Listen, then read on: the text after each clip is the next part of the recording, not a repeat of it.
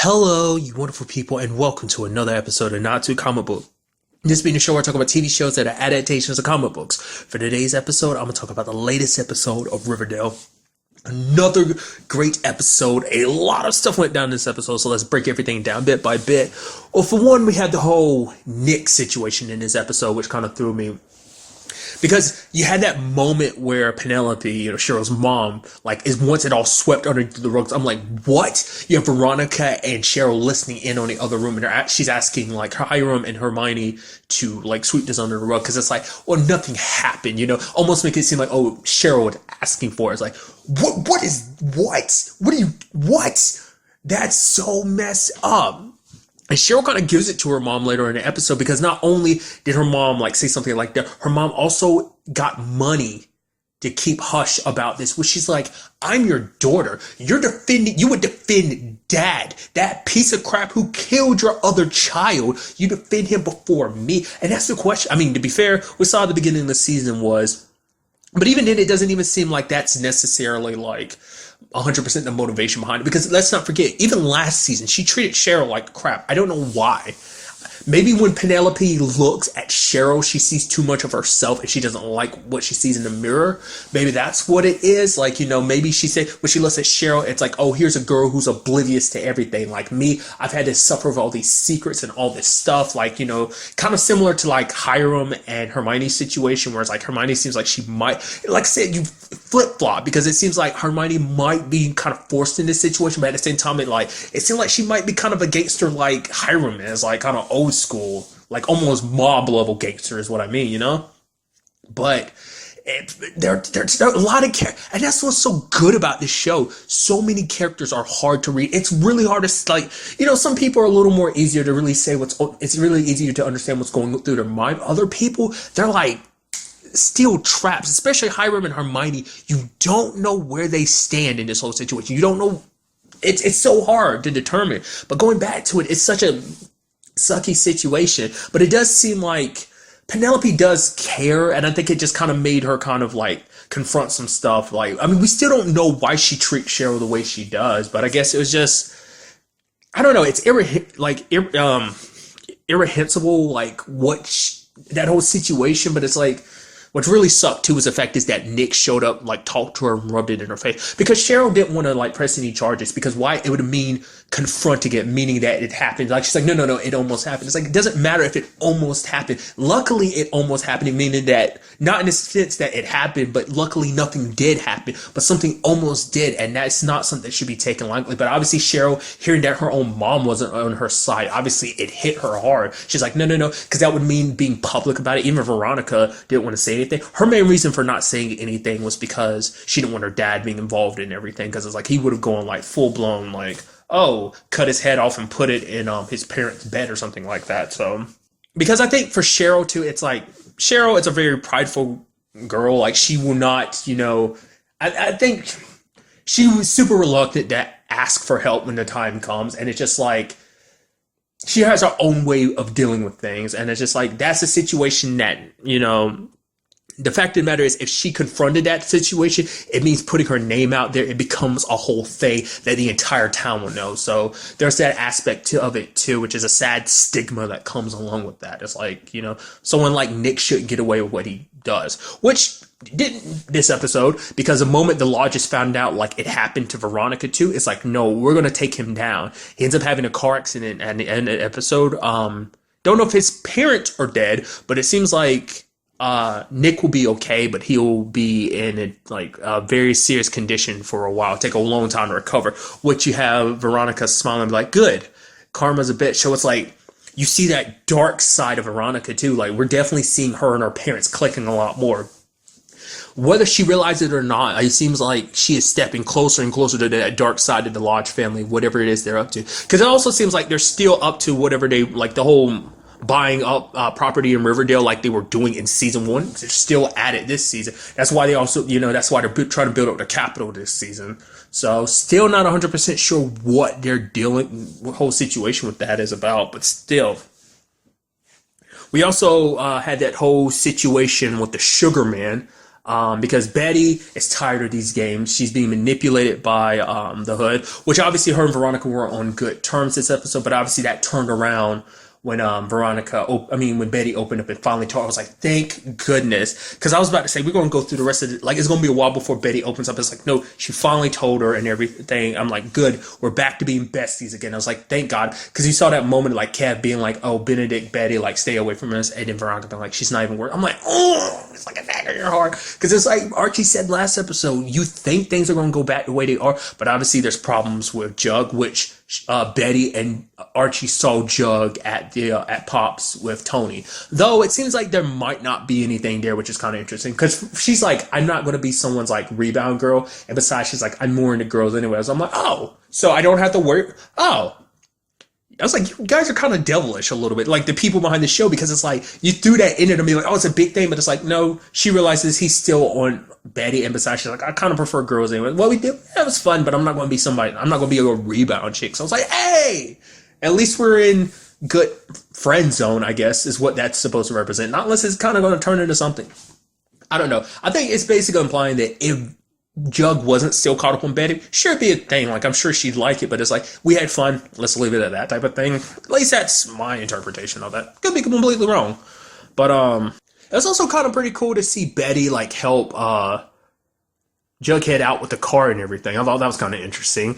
Like, the fact that I didn't know she was like super handy like that. She's telling him like, don't do this and that, like, you know, with this whole race thing, because Jug is in that situation where it's like the Serpents are trying to make a deal with the Ghoulies of them coming together with this whole situation, because after what went down and the mayor found out about Josie doing Jingle Jangle, it turned into a whole situation of like, oh, she lost it. It was like that was the last straw. Especially dealing with the fact is that your dad struggled with addiction, which is kind of interesting to learn. I mean, we don't really know that much about like her dad. Like, we know he's a musician. He's kind of a douchebag. Remember, because he left her performance like partway through it last season. It's like, what a garbage father. Like, I don't care what your reasoning is. Like, you don't do that. Like, she trying her hardest to impress you because she wants your attention. She wants your love. It's like, that's super sad. And you're going to do a dick thing like that. Like, no, he's still douchebag territory, which I don't know if we're ever going to really dive into him at all this season, but it's just like, I don't know, just kind of a little interesting to like learn that little tidbit about him. But Mayor McCoy went crazy because it was like, oh, like Sheriff like went raided Southside, arresting everyone. That included Sweet Pea, Tony. Only reason why Jughead got away from that whole situation because Archie pulled him out before it went down. It's crazy when you think about this show. It's like, these are high schoolers, but we got some like I said, like drugs and murder. This is, I mean, obviously, once again, the Twin Peaks connection, but it has that Twin Peaks thing, but also like has like a pure crime drama feel to it too. Like, yo, we gotta get out of here, dude. Go. Like, it's so interesting, and it's so interesting because it's also kind of adds like, these are teenagers dealing with this. You do kind of forget that too. Like, it's so interesting when you break it down. Like, think about that too much. That this story is happening to teenagers still in high school. But nevertheless, God, I got so far away because I went on so many different tangents. Really quickly, another side tangent. There was a moment in the episode where Reggie and Josie were kind of like, oh, going back and forth, and you have like Veronica talking to him, and he's like, yo, could you, okay, hurry this up. I gotta, there was something happening, and you see the look between them, like, is that going to be a thing going forward? Reggie and Josie, it looked like that little like flirtatious back and forth like thing they had going on right there. Which immediately my brain goes, that's kind of a middle finger to your mom, isn't it? Just kind of one of those situations of like, because her mom's very strict and everything, and I don't know. I'm sure her relationship with her mom isn't nearly as bad as it is with her dad. I mean, like I said, her mom being married and everything, a little strict, a little questionable morals. Actually, it's actually interesting, too, that Archie did pull Jughead out when he did, because the mayor probably would have went down harder on him because of how he acted towards her earlier in the season about the whole, like, FP situation, and she didn't respond the way he wanted her to, so that kind of... that. But, I mean, God, like, I'm trailing all back. Basically, Jughead didn't want to have anything to do with the Ghoulies. For one, they jumped him and everything, which I can't believe. I'm still feeling like that was the Serpents that did that. I swear Sweet Pea and them were behind that, but could be 100% wrong about it. I mean, I guess at this point, it's setting in there. It's like, no, it was the Ghoulies. So they went to FP. FP super pissed about the whole fact is that Jug went ahead and did this, but he ends up basically telling, because like for Jug, it's about keeping the peace, but it's like we can't do that with the ghoulies around, especially them selling Jingle Jangle, and then like, you know, Archie being by his side to help with this whole situation. So I thought it was pretty tight, like them both being in the car racing. And then Archie kind of like stops him because you have that moment. Because like the whole episode, Jughead was talking about the aspect of everyone wearing masks. And the moment their masks came off, everyone's trying to struggle to put their masks back on, but it's too late. I think we saw a little bit of Jughead's dark side this episode too. Because during a race, he was smiling and enjoying it. It's like, I'd rather die than let them win. Like a little bit of that serpent inside of him came out, you know? So I thought that was kind of interesting. That, I mean, it makes you wonder what would have happened if Archie hadn't pulled like the emergency brake when he did.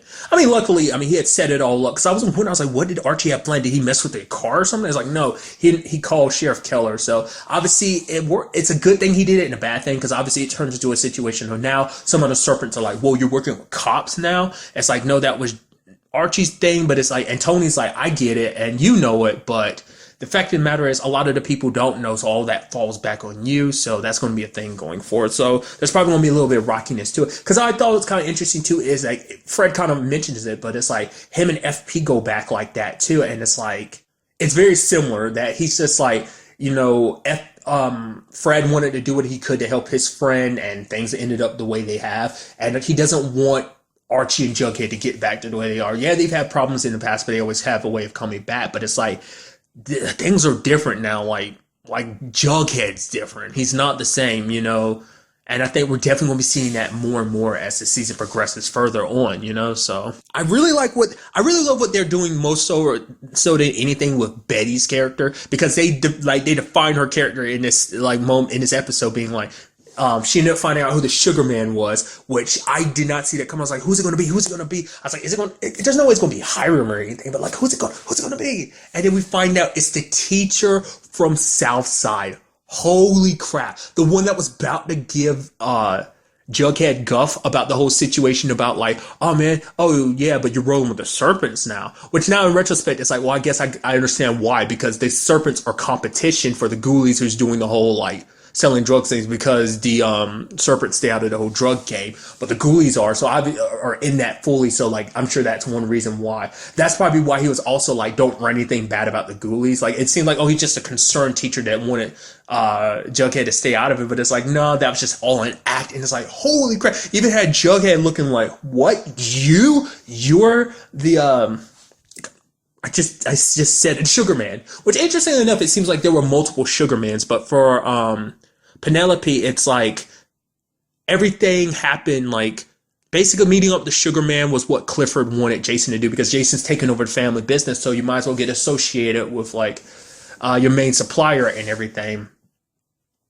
But then it's like, dude, it's like all that led to eventually Jason's death. So, which still, once again, it's like, I still don't understand why she's so harsh on Cheryl, like considering everything that happened. But I mean, part of me understands, like I said, how Cheryl was at the beginning of the season. But even then, like even before then, it's like, why? Maybe that's something we'll kind of dive into eventually. But did not see that coming, that whole Jingle Jangle situation like that. Also, the fact is that the Black Mask killed him. So that means the Black Mask has cop connections. Because how do you get into a prison and shoot somebody? So either meaning the Black Hood is a cop, which would make the most sense considering he has this whole like, what is it like? Well, you know, comic books and everything, Punisher thing going on, while also kind of having like almost like a god complex. I mean, I don't know if you necessarily call it god complex, but like an angel of death type of thing of like, oh, I'm here to exact punishment on all these bad people. So like immediately it's like either has cop connections, which I doubt that's the case, or just connections in general. But at the very least, it seems like this person might be a cop, being able to get to the people that they got to, know the information that they know. I would only assume, especially if it's like, oh, if it's someone that she knows. Well, one of her best friends is Kevin, whose dad is the sheriff. So she's probably spent enough time around cops to know them, especially after everything went down last season. But what I got so completely sidetracked. I'm so sorry because I've been on so many like I said, there was so much good stuff that went down this episode. But was Betty stepping up, being like, "Oh, I'm not going to tell you his name." It's like, well, I warned you what was going to happen. And she's like, "Dude, I'm coming for you. You know, I figured out who killed Jason. I helped figure out who the Sugar Man is. I'm coming for you." I'm like, yeah, going on Detective Betty. It's like, dude, that's so interesting because I feel like amongst anyone, it was like it's like, especially her and Jughead together, they're like the detective group of this. Like everyone pitches in, like everyone has pieces of the puzzles, but it's like those two are at the heart of it. Them being kind of the journalist of the team, and each one is like really, but it's like, yo, she's like, I'm coming for you. Can you feel me breathing? Yeah. And then he hangs up. I'm like, dude, Betty's such a badass. Because what I was expecting from this episode, just because like tiny previews and stuff like that, is because he's like, the fact is, he didn't go after Nick because what he got satisfaction from knowing that Betty gave him Nick's name like that. Because it's like the way you said it and everything, and the emotion behind it. The fact that she didn't hesitate that long before she gave him Nick's name. Which, to be fair, at the beginning of the episode, she was worried about Nick and went to check up on him. Like, she almost went as far as to warn him about it. But for him, it's like, it's tapping into that dark side of Betty. Which, once again, I've alluded to the whole Cheryl thing, like blackmailing her thing. They helped with the whole earlier this season situation. But it's like, we haven't seen hiding her hair of dark Betty for a while. So I am curious to see whether that goes anywhere. But immediately now that I'm thinking about it, I don't know why it didn't cross my mind before, but especially after that way he got to the Sugar Man, has to mean that the Black Hood has to be a cop, I'd assume. Especially about the whole Grundy situation too, because very few people knew about that Grundy situation. You know, I don't even remember if the cops ever got involved in that whole situation. I'm sure it's something that's on her records and stuff like that, kind of iffy about it. Like, to be able to, you know, so not unless it's just a cop that, like, heard murmurs about it, like, around the police station and then stalked her and found out she was still doing it. That's why they went after her, maybe. Because it wasn't what she did with Archie. It was the fact that she continued to do it after she left Riverdale, you know, so. Not justifying it, just saying, like, that's what happened. At least that's where my thought is on it. Like I said, a great episode. A lot of stuff went down. I am curious to find out what happens now that, like, you know, now the Black Hood and Betty are not on good terms anymore. So I don't know if he's going to be calling her anymore. Like, everyone knows now, even Jug, which I doubt her mom knows. She probably only told, like, the tight-knit group, but I also like to learn more about, like, the situation behind that mugshot, because Hiram he said something. I mean, he's like, oh, like, we all know what happened for you to get that mugshot like you did, Alice. So it's like, what was the situation behind that? I'd love to get an episode where we actually kind of go rewind. I don't know if it's gonna be like this season or not, but I'd love to get like a rewind episode where we see like everyone, like the adults, like the lodges, like Hiram, Hermione, Fred, the mayor, FP, Alice, Hal, all when they were in high school. Like, kind of obviously play up a little bit of the stuff that, like, play out some of the stuff we've already know from this season and last season about their younger days and kind of figure things out. Because I figure, like, that might be if it doesn't happen this particular season, it might be something that happens in the future of, like, finding out, like, what in the past led to things happening to Riverdale becoming the way it is now. I'd love to see an episode like that. I feel like this show would have an episode like that, but we just would have to kind of wait and see.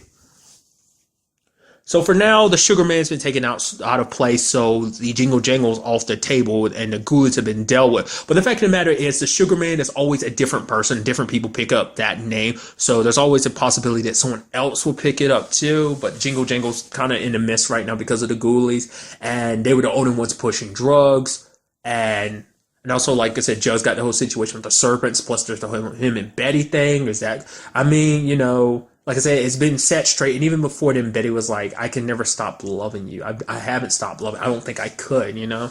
Are they good? Is Jug and Archie going to be good going forward? The whole Lodge situation, and like Veronica becoming a lot more like her parents. Like, is there going to be a point where she crosses a line that might not be any coming back? Like, so many questions I have. And I'm so interested to find out what the next episode has in store for us. But really, that's all I want to talk about. So the next time we meet, be happy, be safe, live life to the fullest, and enjoy it. Good day and goodbye.